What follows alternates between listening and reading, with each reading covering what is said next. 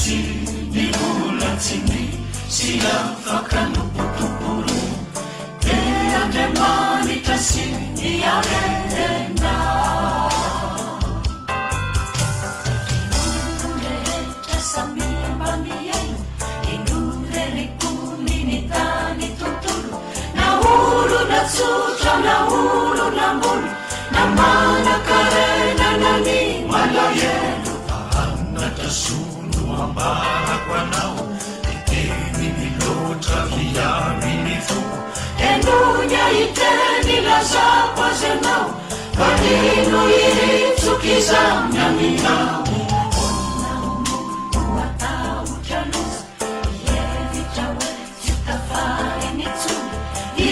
fahavaloko mirehare famanana kamanotany miore fangamisy olo na mahavotena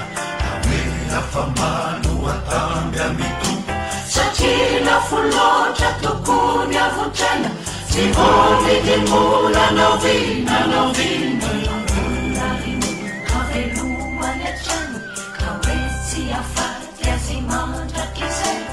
ireo fanadenono-keny azamaty ireo tsy ampisaina de torak'izany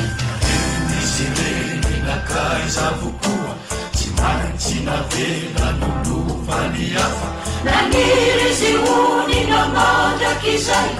inanjony anarany sy sakavela isaorailay Andriamanitra tompo isanany efanandray fanjakana fanainikosana masinatsika momenikanopo azy marinisika